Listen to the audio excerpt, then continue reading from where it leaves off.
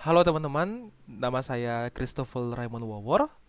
Saat ini saya sebagai seorang mahasiswa pasca sarjana teologi IAKN Manado akan memberikan sebuah materi pembelajaran yang dimana ini juga sebenarnya merupakan tugas yang diberikan oleh dosen kami dalam mata kuliah riset dan publikasi ilmiah yang pertama, yaitu dosen kami adalah Pendeta Dr. Marde Christian Stanley Mawikere, di mana dalam materi yang akan saya berikan saat ini, judul materinya adalah Peta Diskursus Teologi Kontemporer, Identifikasi Isu dan Research Gap dalam Riset Teologi. Maka dari itu, saat ini kita akan masuk ke dalam bagian yang pertama, yaitu pendahuluan memahami pentingnya pemetaan dalam riset teologi konseptual. Jadi perlu diketahui teman-teman bahwa dalam membahas mengenai penelitian, apalagi penelitian teologi, ini merupakan tahapan paling krusial dalam riset teologi konseptual, yaitu bagaimana memetakan diskursus teologi kontemporer dan menemukan ruang kosong untuk penelitian kita. Dalam riset teologi konseptual, setelah kita memahami fondasi epistemologis, langkah selanjutnya adalah memetakan percakapan akademik yang sedang berlangsung. Mengapa penting pemetaan ini? Karena tujuan dari pemetaan agar penelitian kita tidak berdiri secara terisolasi. Sebaliknya, riset kita harus menjadi bagian dari diskursus ilmiah yang lebih luas, seperti menghubungkan teks kitab suci dengan realitas yang ada, dan juga berdialog dengan tradisi dan filsafat, serta merespon dinamika sosial kontemporer yang ada di masa kini. Kita masuk ke dalam slide selanjutnya, yaitu tiga kemampuan utama peneliti, di mana seorang peneliti teologi yang baik harus mampu melakukan tiga hal ini. Yang pertama, mengidentifikasi tema-tema utama dalam percakapan teologi mutakhir. Yang kedua, menelusuri posisi berbagai pemikiran dalam isu-isu tertentu.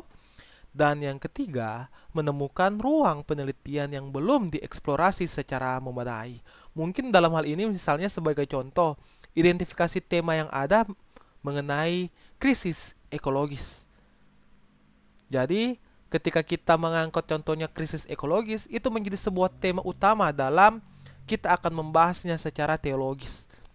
Entah itu kita akan kaji dia menggunakan teks ataupun dengan ajaran-ajaran yang ada dalam gereja, itu bisa dilakukan. Dan penemuan ruang yang belum tereksplorasi inilah yang kita sebut sebagai research gap atau kesenjangan penelitian, teman-teman. Jadi kemampuan ini adalah dasar untuk merumuskan topik riset yang relevan, kritis, dan memiliki kontribusi ilmiah yang nyata. Dan kita akan masuk ke materi yang selanjutnya, yaitu konsep diskursus, karakteristik teologi kontemporer di masa kini. Dan pertama mari kita mulai dengan mendefinisikan apa itu diskursus teologi. Pada dasarnya, diskursus teologi ini adalah sebuah ruang percakapan intelektual yang melibatkan berbagai pandangan, argumen, dan pendekatan dalam memahami realitas iman dan wahyu. Ruang ini terbentuk melalui publikasi jurnal ilmiah, monograf akademik, konferensi teologi, hingga dialog lintas disiplin yang ada.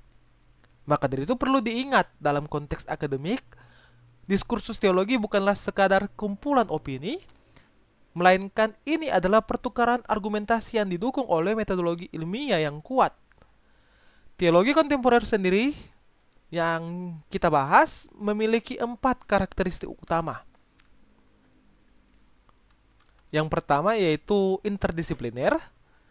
Teologi secara aktif berinteraksi dengan filsafat, ilmu sosial, antropologi, dan studi budaya. Dan yang kedua yaitu karakteristik kontekstual, di mana refleksi teologi seringkali muncul dari konteks sosial yang ada, ataupun juga konteks politik dan budaya yang spesifik.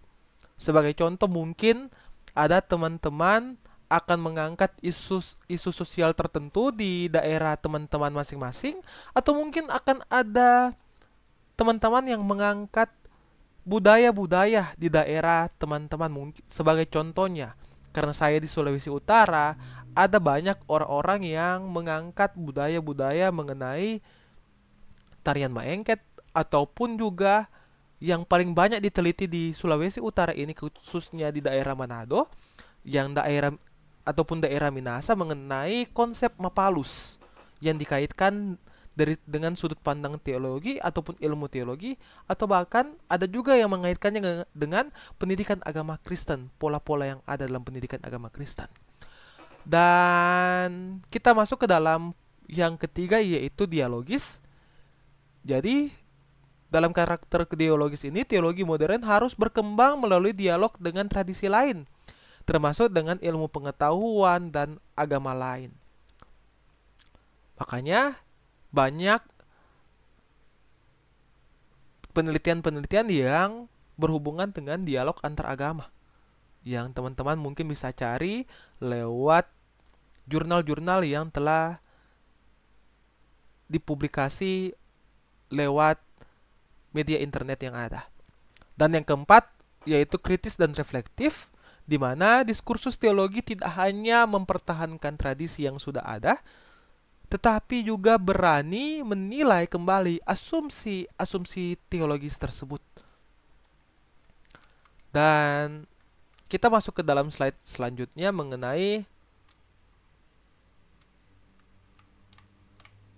peta tema teologi utama, di mana walaupun mungkin di sini hanya ada 3 yang tertulis, namun sebenarnya ada beberapa peta tema utama yang sering menjadi fokus penelitian teologi di masa kini. Yang pertama, mengenai teologi kontekstual, di mana tema teologi ini berupaya menafsirkan iman Kristen dengan realitas sosial budaya tertentu yang tadi mungkin sempat saya singgung di awal, seperti teologi pembebasan, teologi feminis, hingga teologi publik.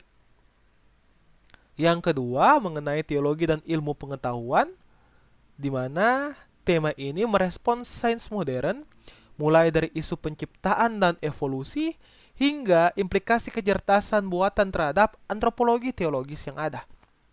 Dan yang ketiga yaitu teologi ekologi, merupakan refleksi teologis mengenai relasi manusia, ciptaan, dan tanggung jawab moral terhadap bumi akibat krisis lingkungan. Apalagi di masa sekarang ini, misalnya di Indonesia, banyak krisis-krisis lingkungan yang terjadi akibat mungkin pembuangan sampah yang sembarangan, ataupun pembabatan hutan yang berlebihan, ataupun mungkin ada juga yang bisa membahas mengenai pertambangan yang ada di Indonesia ini, yang pada akhirnya juga bagian dari krisis ekologis yang ada, dan dikaitkan dengan refleksi-refleksi teologis yang dapat mendukung untuk pembentukan ekologi di masa kini.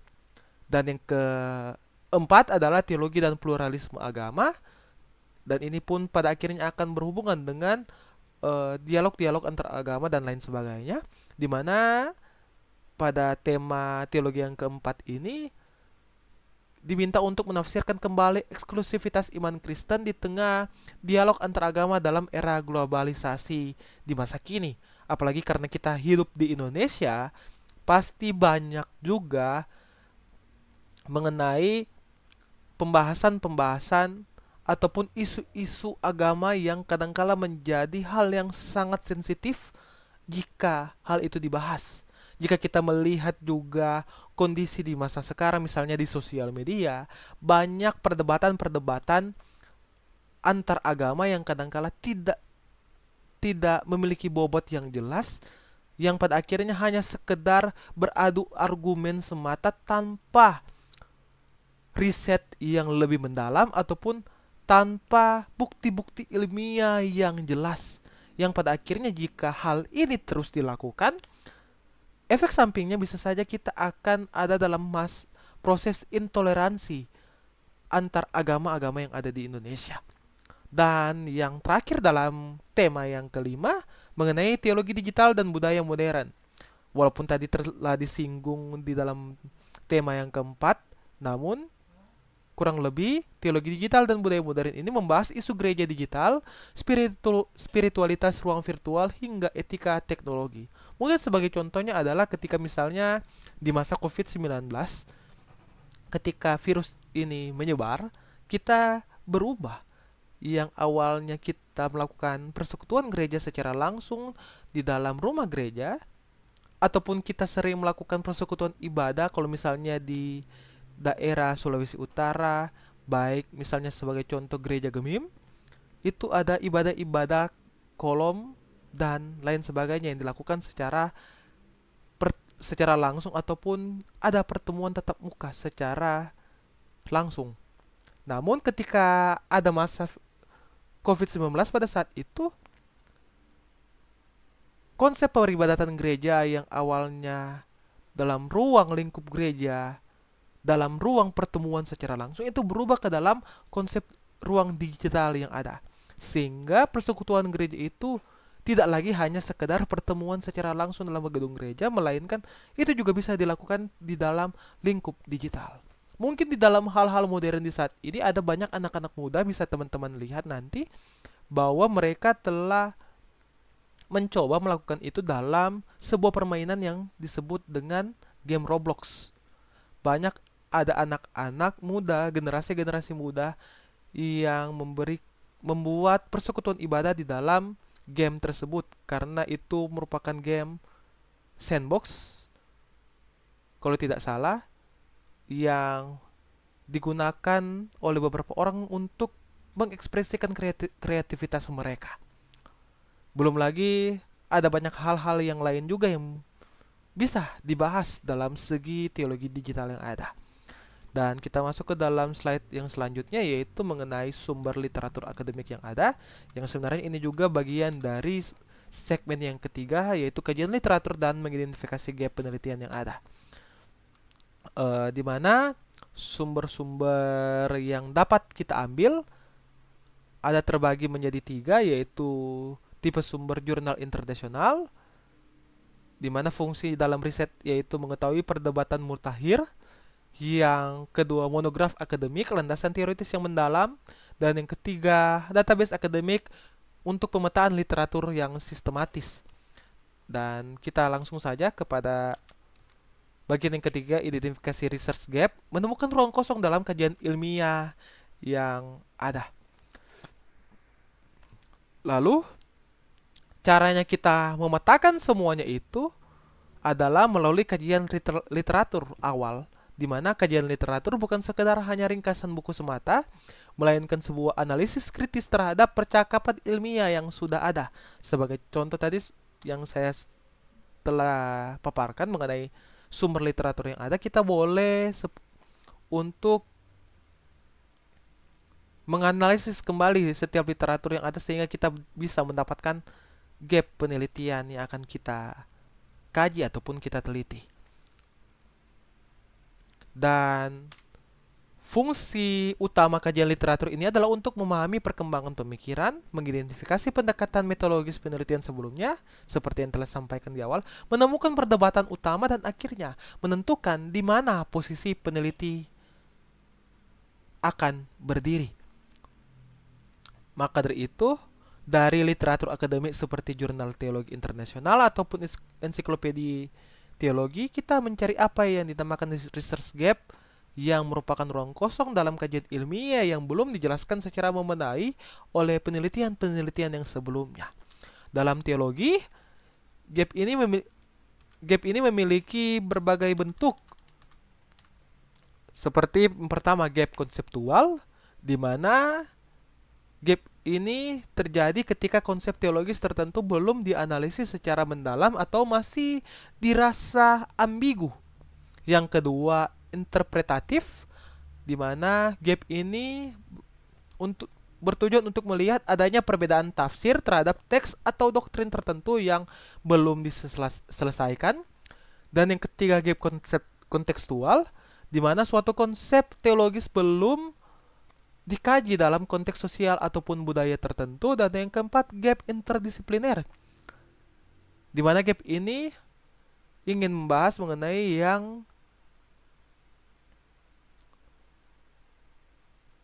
mengenai dialog yang belum memadai antara teologi dengan disiplin ilmu yang lain. Dan kita masuk kepada bagian yang slide yang selanjutnya, itu implikasi pada penulisan jurnal yang ada. Jadi teman-teman, ini juga sebenarnya akan masuk kepada segmen yang selanjutnya mengenai penutup. Namun, mari kita lihat dulu implikasi pada penulisan jurnal. Kemampuan kita dalam menemukan research gap ini memiliki implikasi langsung terhadap cara kita menulis artikel ilmiah.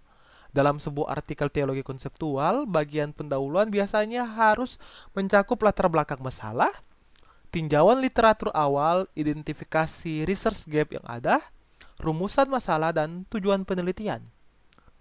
Struktur inilah yang akan menunjukkan bagaimana riset kita berkontribusi pada percakapan akademik yang sudah ada. Mungkin teman-teman secara mandiri boleh buat sebuah latihan di mana teman-teman boleh pilih salah satu tema teologi kontemporer yang ada, temukan minimal 5 artikel jurnal akademik yang berkaitan dengan tema tersebut, dan analisalah fokus penelitian, pendekatan metodologis, dan keterbatasannya. Dan dari sanalah teman-teman cobalah susun satu paragraf yang menjelaskan kemungkinan adanya research gap penelitian ke depannya. Dan sebagai kesimpulan, diskursus teologi kontemporer adalah ruang dialog akademik yang akan terus berkembang seiring perubahan zaman. Pemetaan diskursus teologi dan identifikasi gap penelitian menjadi langkah metodologis yang sangat penting dalam penulisan artikel jurnal teologi konseptual. Dengan langkah ini, kita dapat merumuskan topik riset yang kritis, relevan, dan memberikan kontribusi nyata bagi pengembangan teologi. Mungkin demikian untuk presentasi materi di saat ini. Kiranya materi ini dapat membantu teman-teman untuk menjadi seorang peneliti-peneliti teologi yang dapat menemukan research gap yang ada. Dan biarlah kiranya teman-teman pun boleh menjadi teolog-teolog yang kritis dalam membuat sebuah karya ataupun penelitian yang dapat berguna untuk gereja, dapat juga berguna untuk institusi teman-teman ataupun kampus teman-teman, ataupun di mana teman-teman berada saat ini, ataupun juga dapat berguna untuk masyarakat yang ada, sehingga penelitian ini tidak hanya untuk sekedar pemuasan diri kita, melainkan itu dapat berdampak untuk banyak orang. Demikian presentasi saya. Jika teman-teman ada pertanyaan, bisa taruh di kolom komentar yang ada. Dan sekali lagi saya ucapkan terima kasih dan Tuhan Yesus memberkati kita semua. Shalom.